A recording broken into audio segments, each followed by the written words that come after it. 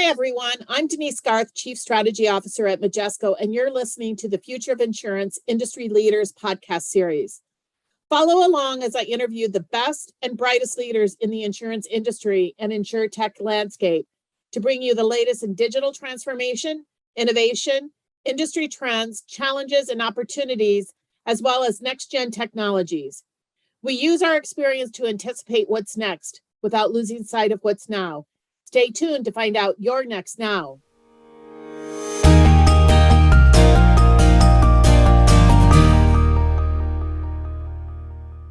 Good day, everybody. Welcome to the Future of Insurance podcast series. I am really excited to have Bob Frady again on here in his new company, PropertyLens, that he has started and that we're partnering with. Bob and I just saw each other last week at ITC. I think we see each other at every InsurTech event. Bob, great having you on again. It's lovely to be here. It's a joy to see you and to chat about insurance, which makes my life very sad, I suppose. I always like to start out, Bob, because I think everybody knows everybody, and especially you and I who've been in the industry for a long period of time, but I find that not everybody does. So talk about your background and about your fourth, that is number 4, everybody, new startup, PropertyLens, and our growing partnership. Sure. I have been working with geospatial data before there was a term geospatial data.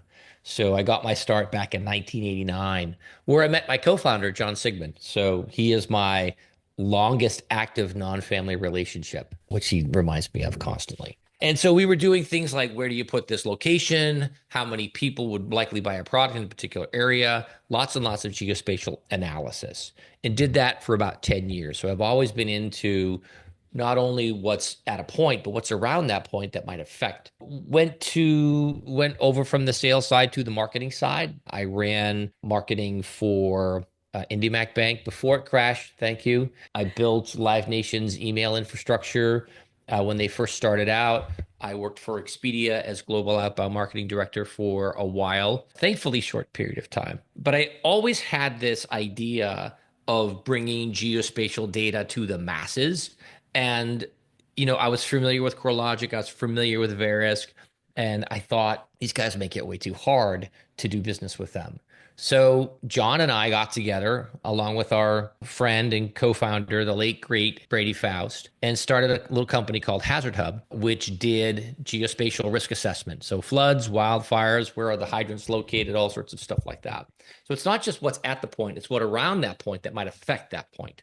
Because as John likes to say, houses don't drive into tornadoes, tornadoes drive into houses. So we sold that company about 4 years ago, a little over 4 years ago now. They tell you not to do anything rash. So what did we do? We bought a house in Minnesota because my wife likes Minnesota. And I knew a ton about the house. I had some Hazard Hub data. I had data from all of my friends in the data industry, and pulled it all together and said, I like your house, I just don't like the price. And I also uncovered some things that weren't disclosed in the sales process, like the radon risk here and the fact that it had ice dams and that there was some flood risk here, even though it wasn't in a flood zone. And I offered 10% less on the price of the property, and they said yes, which means I probably should have offered 20% less just to see what would have happened. And I looked around and I was like looking for a Carfax for houses, and there wasn't one. So I did my time at the company that purchased us.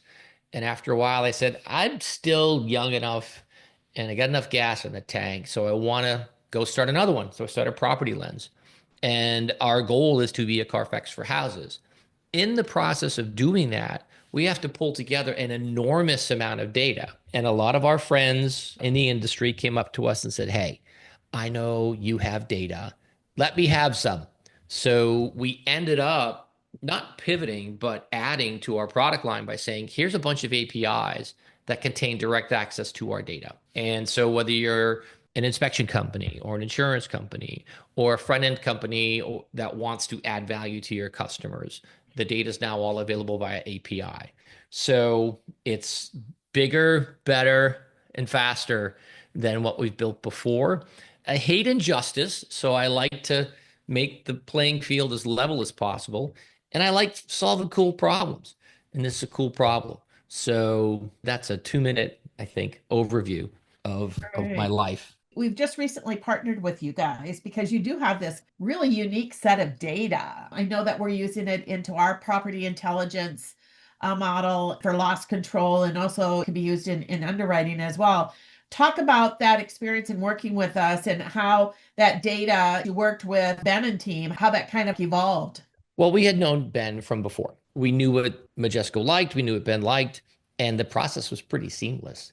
It's like, hey, here's an API, have at it. One of the things that we think is moving business in our direction is just our business model. We don't make you sign a big onerous contract before you decide whether you like us. We like you to test into our data.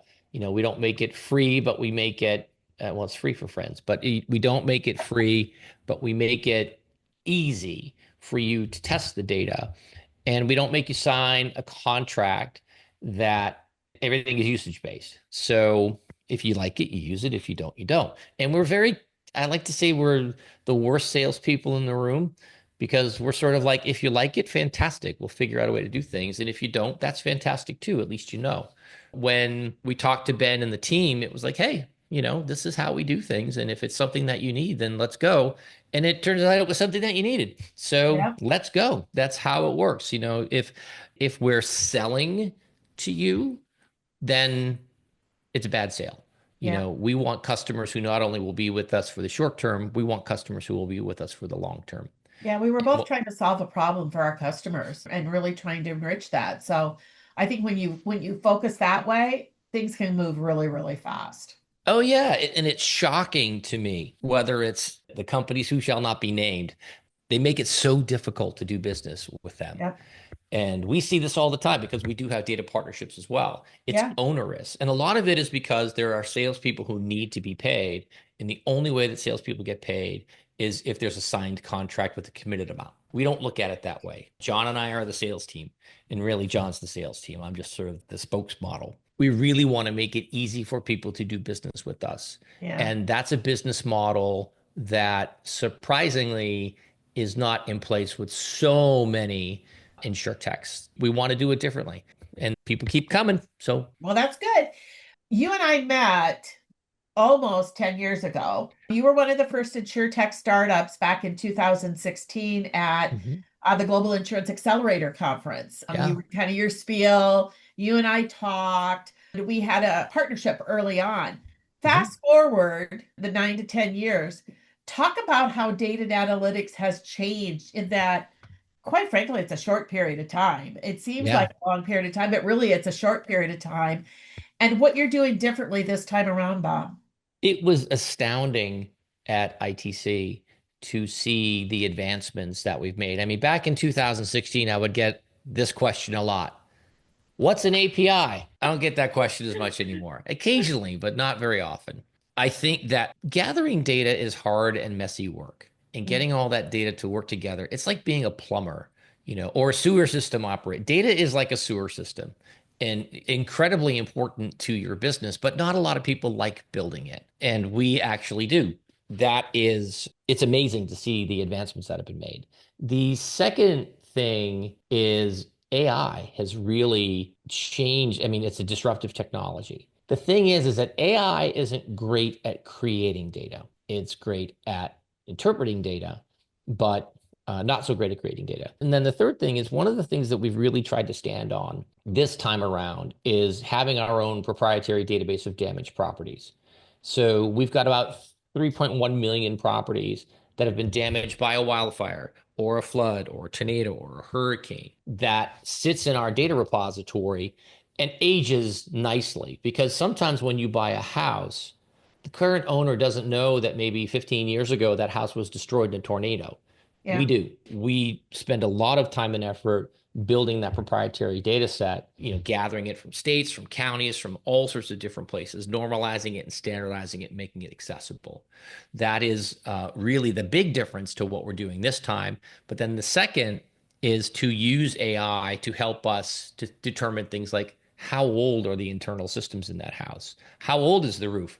When it was it last replaced? What's it made of? How long is it going to last? What's the cost to replace it? So Yeah. all sorts of data that we didn't have access to before, we have access to now. That's really cool. You mentioned AI a year ago, everybody was talking about GenAI because it had recently come out. This year, it's Agentic AI. AI has, to your point, has really exploded, and there's now a full spectrum of capabilities from the predictive models that have been around for decades to GenAI and now Agentic AI. Talk about this spectrum of capabilities for AI and where you see it heading for the industry, and how do you see the evolution of the AI machine learning models, the data you have with now GenAI and Agentic AI, Bob? It's funny that you call it a spectrum because that's how I like to describe AI. AI is like your really smart friend who's on the spectrum who gives you a lot of detailed information about a subject that may or may not be correct. And your job is to judge what is correct and what is not correct. And so I think that we're in the very early days of agentic AI that helps to uncover what's really meant inside of the form or the data or whatever it happens to be. I think that we use AI a lot, but we have to really watch it and we have to really train it. So the skill in AI isn't saying, okay, tell me what this means. It's in applying a rule set, the query. And we've actually converted one of our developers to an AI developer. And we will compare queries every once in a while. And I'll have like a 3-line prompt and get an answer. And she's got a 60-line prompt that generates a different answer. So prompt management is really one of the things that you have to be super careful about because it can drive the nuance of the answer in different places. I think the biggest impediment to using AI in insurance, like, listen, people make bad decisions all the time in insurance. It's like your loss ratio would be 0 if you made great decisions every time. So people make bad decisions all the time. I think that getting the regulatory bodies around the use of AI is going to be the limiting factor in the adoption of AI in the industry. When it's things like claims, like take a video of your car and we can actually start the claims process and deduce from the imagery what kind of damages you have is really positive. Taking pictures, interpreting data, I think that AI can be very helpful in that. That's a very long answer to a very short question. And the question is, I really don't know what form it's going to take because we don't know what the regulators are going to say about it. Yeah. And that's both a good thing and a bad thing. Yeah, the other aspect of it is, Bob, is the regulators. It's also that we've got too many insurers that are sitting on old legacy systems still, and they really can't leverage the data and the analytics to the degree that could be really beneficial for them. It's really difficult. Those old legacy systems in old COBOL or, mainframe or whatever, it's hard from an API standpoint. Yeah, it is interesting that, there's a couple of things in the insurance industry that limit the adoption of AI. The first is, like you said, the systems. If you can't connect to an API, then it's really hard to leverage almost anything, or if you have to build a manual process to import data. So that is something that's a constant evolution in the industry, is how do you update and maintain your systems? And cloud-based, this is why you go to a cloud-based architecture, is because it makes it easy to integrate all that stuff. The second is, at least in the property and casualty industry, people still rely on zones. Zone rating, I've been on the warpath against zone rating for years. I think zone rating is easy, but it's terrible in terms of the quality of your decisions. Yeah, you can make close enough decisions, but you'll write off whole swaths of territory based upon information that is better at the point. Judge each property on its own merits before writing off a whole zone because of one reason or another. Now, you may use zones to say, I only want certain amounts of capacity in that zone. That's one thing. But if you're writing loss costs at a zone level and then not writing because of those loss costs, you cost yourself. Well, and that really kind of gets into that conversation you and I had, and I'd love your perspective on this, is about fair versus equal insurance pricing, right coverage for the right risk, and where the industry is at this point. It's a place we need to go because there's this whole issue of a protection gap that's been growing because people are unable to afford insurance in some cases from a property standpoint. So they decrease the amount of coverage or what kind of coverage that they're getting. In many ways, if we are able to have a better assessment of their actual risk, they might be able to afford it or even help them reduce that risk. You sounded like a free market deregulator right there, Denise. I'm not sure that I know. I have a home in California, and I intentionally don't talk to my insurance company because I'm in one of those areas that, according to some models, I'm fine. According to other models, maybe not so much. So I don't talk to them because I don't want to upset the apple cart. It surprises me that they don't use all the data because the data will tell you that some places are more dangerous than others. For example, did a study in California of wildfire losses, and over 90% of the risk in California, it comes from less than 10% of the buildings in California. Now, California is a big state. There's a lot of empty areas. You'll get an occasional building there. But when it comes in terms of population centers, the majority of the risk is where the trees are. So people want to live where the forests are because it's pretty. They want to live next to water because it's calming. Those two things are very dangerous places.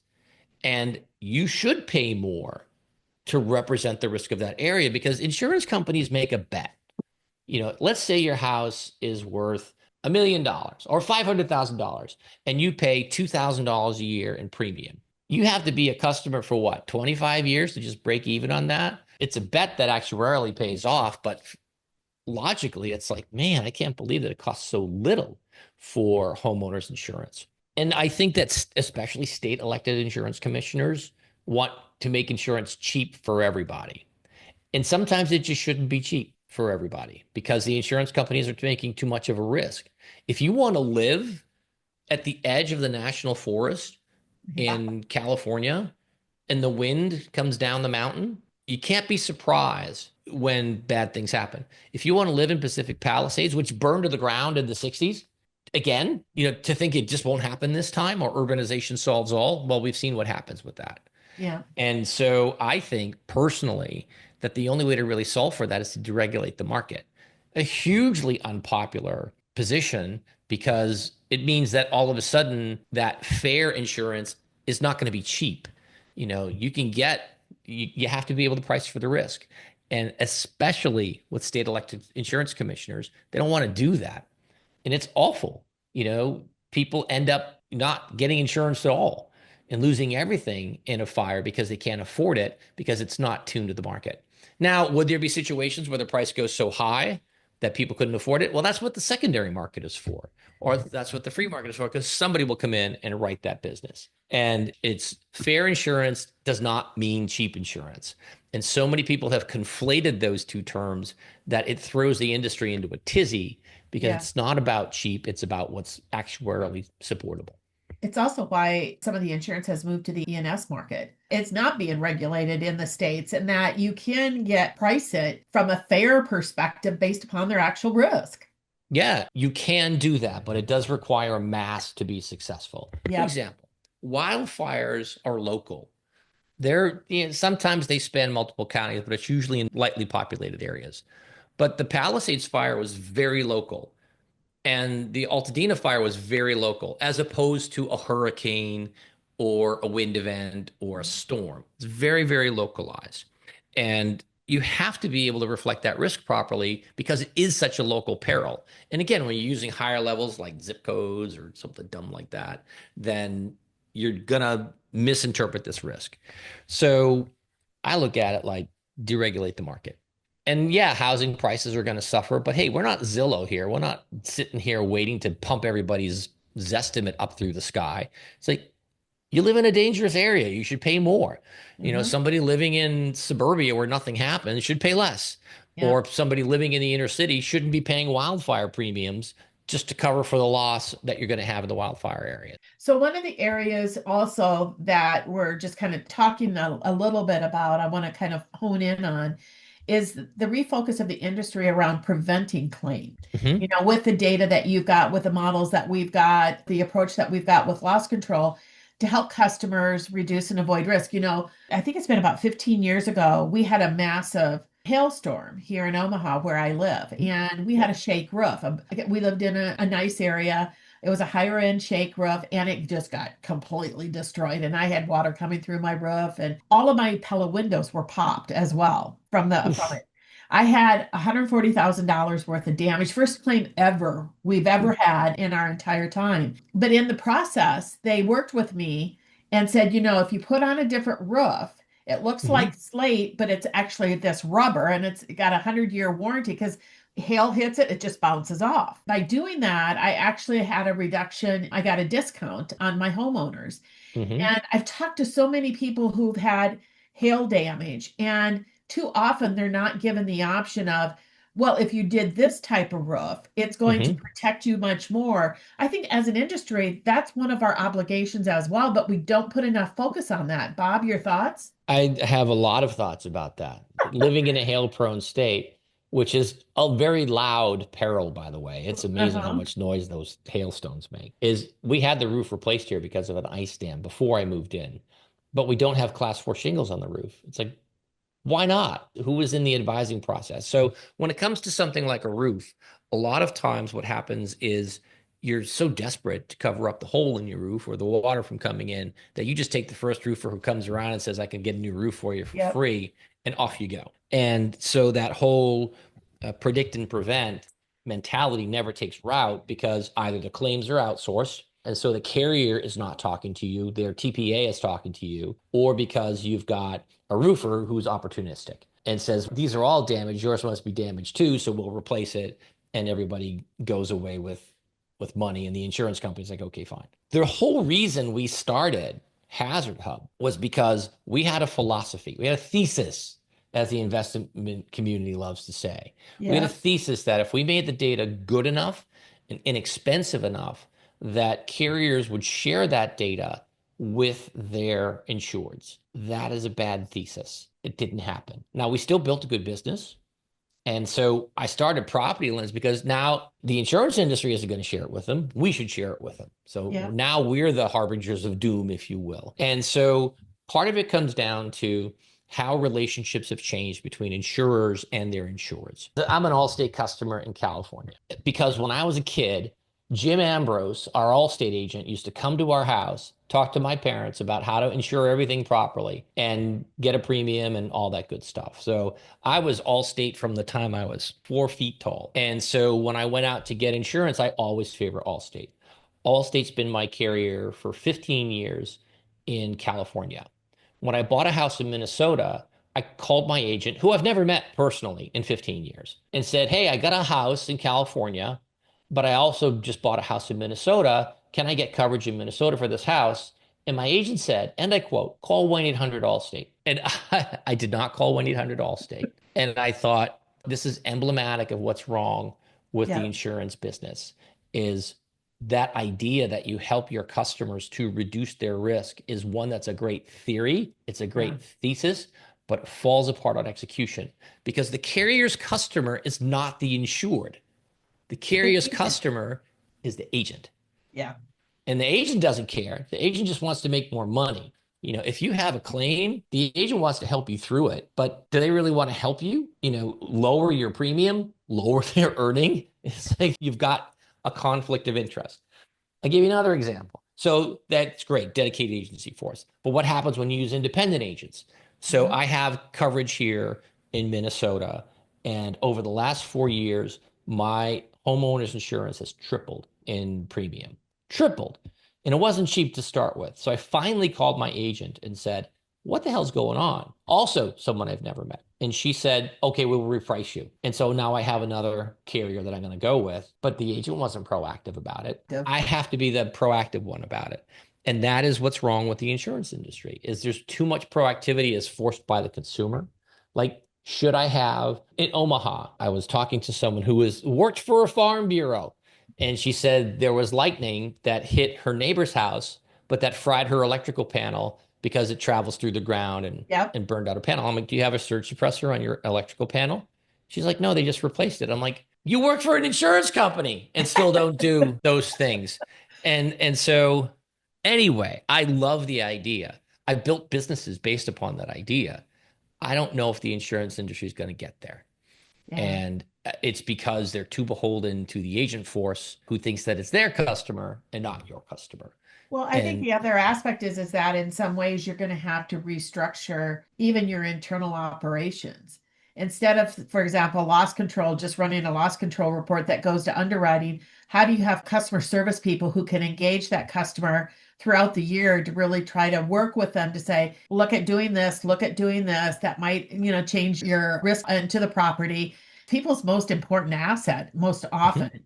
We don't help them kind of protect that asset. At Property Lens, we have two go-to sayings. Number one is that loss control starts when you buy your house. Yeah.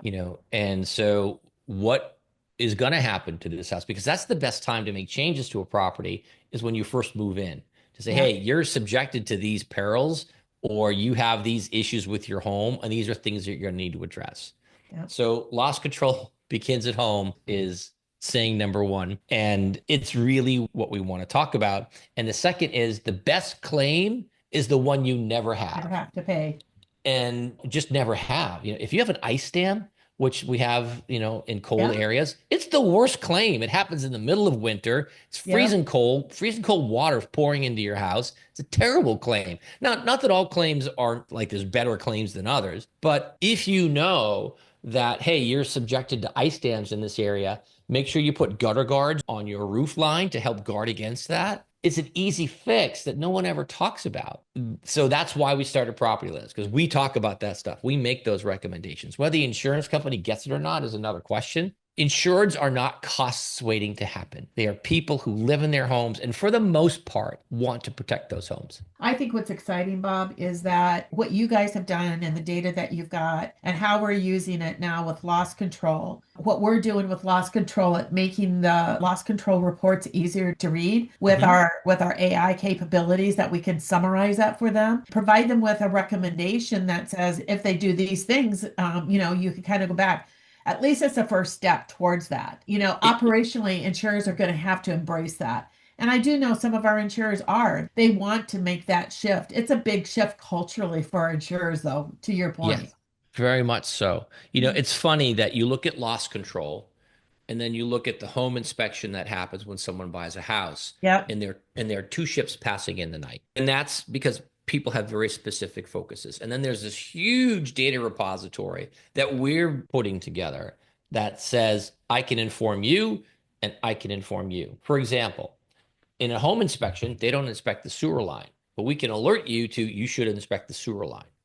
And loss control doesn't necessarily look at that because they're just sort of looking around to see if all the pieces are in place or what the damages are on the back end. And the inspector doesn't look at that because that's not their job.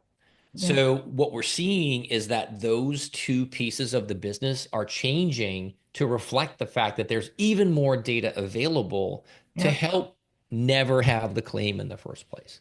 Well, I think that's where Megan with Climate Tech Connect, that launched this last year. There was an interesting conversation on one of the executive panels at the event, and it was around banks. And then it was also around portfolio companies, because as you and I both know, inside of an insurance company, a lot of times they're investing money into some different portfolios that are held by investment firms. Oftentimes that's property. It's loans that the bank has sold and that is kind of being managed. And so all of a sudden we've kind of moved that risk all the way around, that you even have an investment risk because you don't understand what the risk is of that portfolio. And so I think given the price of homes, given the risk aspects, given the impact of climate, I think that we're going to see other entities kind of enter into the fray. To your point about before you buy a home, you've got to almost do a loss control inspection that gives you all of the risk so that you know that going into it, and they know that going into it when they're doing the loan. It's shocking to me how all this data is out there and people are so slow because you know what? The way they've always done it worked. If you're a P&C company, and your loss ratio is 90. If your combined ratio, I should say, is 90, you're in the chips, and so you're not going to do anything differently because you don't have to. If your combined ratio is 105, that's when you start to look at things a little more actively. And if it's above that, then you've got real problems and you really are desperate. That line is going to change, I think, with AI. I think I made this prediction at one of the pre-events that we attended, that we participated in. I think that AI has the potential to reduce the expense ratio by 20 points or more by 2030. if people Wow. use it right. I get the loss ratio aspect, but there's an expense ratio that completely redefines the market, Bob. Yeah, if you can bring down your combined ratio, then you can effectively lower your prices. Oh, The problem absolutely. the problem is that in certain areas you're going to have to raise your prices because the AI is just going to tell you this is a bad It's risk bad. and you can price for it, but it's a bad risk. Your agents are going to be like, you reject too many of my applications. I'm not going to write for you. And that is something that is a generational change that needs to happen. I think that in the 19 years of my last two homes, I have met my insurance agent once. And I didn't even meet him. I met his son. So the next time my agent talks to me about risk will be the first time. The agents talk about price all the time. Yeah. So the carriers need to force the issue. If your combined ratio is high, you have two options. Number one, figure out a way to reduce your costs and increase your revenues. But number two is use AI and use data to make better decisions in the first place and Exactly. just live with what happens in the broker community. And imagine if you did both. Wow. Yeah, it's a journey that I thought would happen faster because I come from the tech world and And the it marketing world where things can happen quickly. The insurance business is slow for a purpose. You know, it moves slowly. It's the mill that grinds slowly because it grinds fine. That's okay. I think when you set your expectations that you're going to change the admitted market through AI and data, it's like you got a long way to go. This is a 5 to 10 year journey. Because if you look back from 10 years ago and what people are doing now versus then, there's a lot of it that's exactly the same. But there's a lot of it that is moving encouragingly in the right direction. Exactly. So with that, what's next for the industry and for PropertyLens as you look forward? Wow. For the industry, that's hard for me to say. You know, I do think that capacity, it's not as hard a market as it was because there haven't been as many hurricanes and the reinsurers have opened up a bit, which means that there will be more capacity carrying MGAs who want to do things differently. So that's a good thing for the industry. For PropertyLens, more and more and more and more and more data. That is, which can be overwhelming to our customers, but smarter integration of that data to their flows, but also smart use of AI to say one of the things that we're working on now is number one is an overall home score. And we've been doing modeling for the last several months, which says, given all the things that we know, both from the financial aspect, which is how much are taxes going up, how much is insurance going up, what are the issues with the house that we can see, we'll come up with a score, like a credit score for a house that says, here's the property score on a range of 500 to 800. And then we'll have what we call the safe neighborhood score, which takes all the perils, it takes the crime, it takes the toxic release facilities and says, how dangerous or safe is this area? And it takes crime and all that stuff. And that will be a separate score because you can have great houses in bad areas. And, you know, Florida is an excellent example of that. You can have really great houses that are highly survivable, that have good permits, that have done all the work, built to current codes, even though the area is bad. And then you make a decision as an insurer to say, do I reject based upon the house? Do I reject based upon the area? How do I balance those two out? So we give you the flexibility to use those. And so those are the next two things that we're working on developing, which should launch in Q4. And to make it easy to say, okay, if this score is above, let's say 600, then I can do straight through processing on it. If it's below 600, I got to kick it out for manual review because there's something hiding in that house that I want to know about. So last question I ask everybody. If you could use one word or phrase to describe the future of insurance, what would it be and why? Bespoke would be the word. Wow, that's a new one. Yeah. Well, you know, I spend a lot of time in London, so I like that word. It is, I think that neighborhood level assessments of houses is a stupid idea. And bespoke means that we are underwriting your property based upon your property and the pros and cons of your property. Whether that means I'm going to give you a self-inspection tool to help do a loss control estimate for me, or whether it means I'm going to judge your house versus your neighbor's house based upon all sorts of factors, customized to the property. So customized sounds a little bit too hard for people, but bespoke is just another word for customized. So it makes me sound fancier and more intelligent, I suppose. But well, I love it, Bob. Thanks so much for your insights today. It always is a fascinating conversation with you. You and I kind of go off in lots of different paths all the time. We really appreciate the partnership and excited about what it is that you're building for the fourth time. I'm a- It's making a difference, Bob. It's making a difference. I'm a glutton for punishment is what it comes down to. Oh dear. All right. Well, maybe I'll see you at Silicon Prairie InsurTech here coming up in a couple of weeks. Well, let's see if we can make it happen. All right. Thanks, Bob.